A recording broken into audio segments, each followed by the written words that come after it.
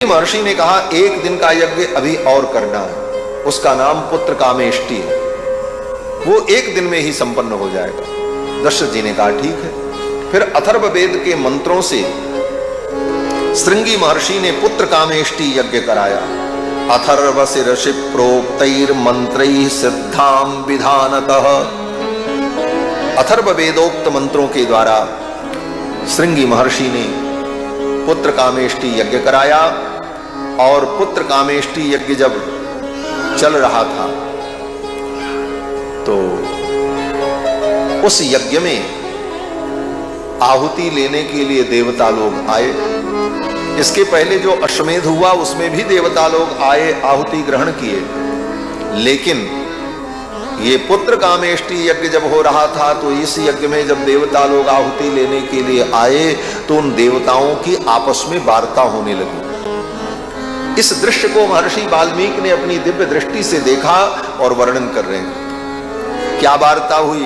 बोले ब्रह्मा जी आए, प्रजापति हैं, सबसे पहले तो प्रजापति ही आते हैं। यज्ञ में सबसे पहली आहुति प्रजापति के लिए होती है, वह भी उपांशु होती है। ओम प्रजापतये स्वाहा इदं प्रजापतये नमः। और यज्ञ के अंत में जो अंतिम आहुति होती है वो भी प्रजापति के लिए ही होती है, प्रजापतये स्वाहा, उपांशु होती है।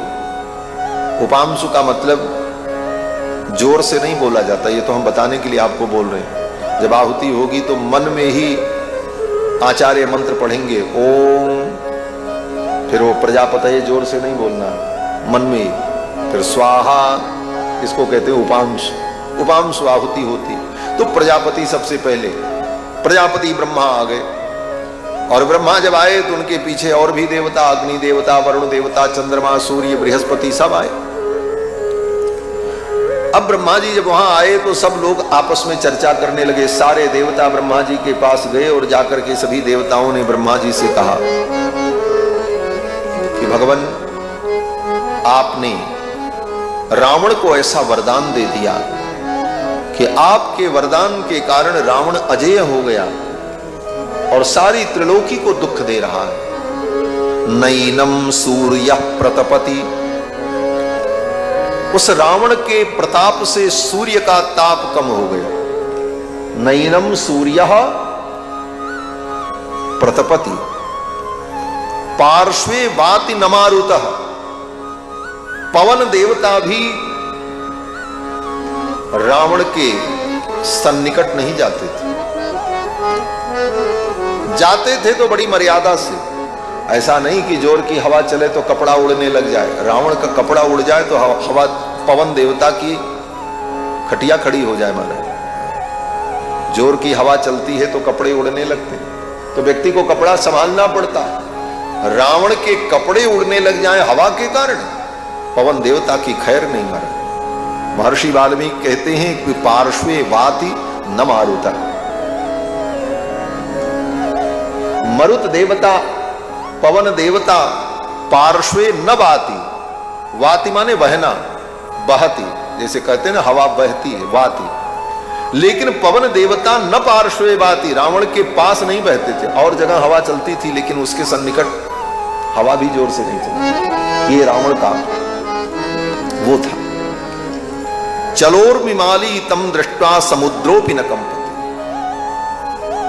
समुद्र, जिस समुद्र में बड़ी बड़ी उत्ताल तरंगे उठती हैं, समुद्र की तरंग को कोई रोक नहीं सकता, लेकिन तम दृष्ट्वा समुद्रोपि न कंपते, रावण आकर के जब समुद्र के तट पर खड़ा हो अपने लंका में और समुद्र को देखे तो समुद्र शांत हो जाता, उसके भय के कारण। समुद्र की तरंगे शांत हो जाती थी, समुद्र को इतना भय होता था। दृष्ट्वा समुद्रोपि न कंपते, रावण को देखने पर समुद्र का कंपन, उसके जल की चंचलाहट समाप्त हो जाती थी। इतना ही नहीं,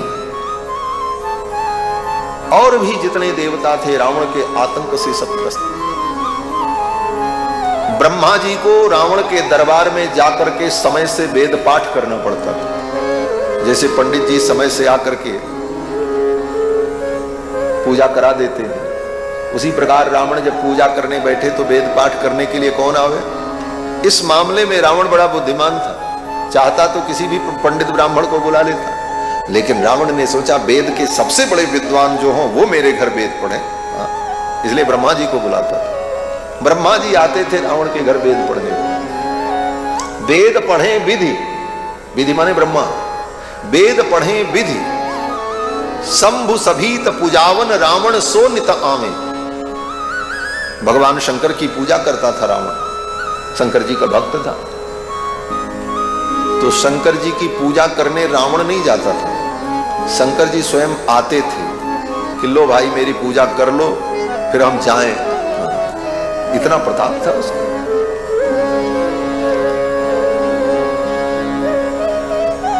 बोले रावण इतना बड़ा विद्वान, उसको इतनी शिष्टता का ज्ञान नहीं था अपने आराध्य को अपने घर बुला करके पूजा कर। बोले नहीं, रावण पहले स्वयं जाता था पूजा करने के लिए, कैलाश जाता था, कैलाश में जाकर भगवान शंकर की पूजा करता था।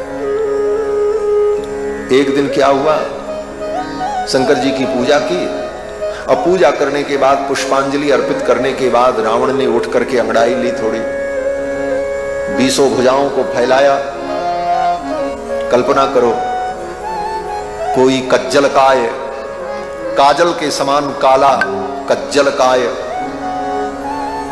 और 20 भुजाएं उसकी हों और शरीर पर आभूषण चमक रहे हों, तो प्राणी कैसा लगेगा? बोले यही लगेगा जैसे विशाल काय कोई केकड़ा हो। केकड़े की कितनी भुजाएं होती। अब वो अपनी भुजाओं को फैलाया रावण ने, और उसको अपने बल का थोड़ा स्मरण हुआ। रावण ने सोचा लाओ इस कैलाश पर्वत को ही उठाते हैं। रोज तो भगवान शिव के चरणों में मैं अपने मस्तक को रखता हूं, आज शिव के चरण जिस कैलाश पर हैं इस कैलाश को ही उठा करके मैं अपने सिर पर रखूं। इस भावना से रावण ने अपनी 20 भुजाओं को लगाया उस कैलाश पर्वत के नीचे और इसे उठाया। उठा तो लिया रावण, लेकिन अब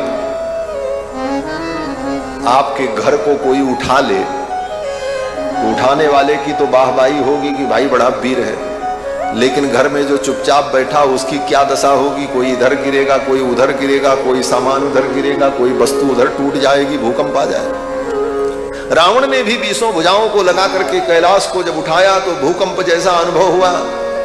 भगवती पार्वती ने कहा नाथ ये क्या हो रहा है? भूकंप आ गया। भगवान शंकर ने कहा भूकंप नहीं आ गया, चेला आ गया। बोले चेला आ गया? बोले हाँ, रावण के कारण ऐसा हो रहा है। भगवान शंकर ने तुरंत दबाया उस पर्वत को, और भगवान शंकर ने जब पर्वत को दबाया तो उसकी 20 भुजाओं की जो उंगलियां थी,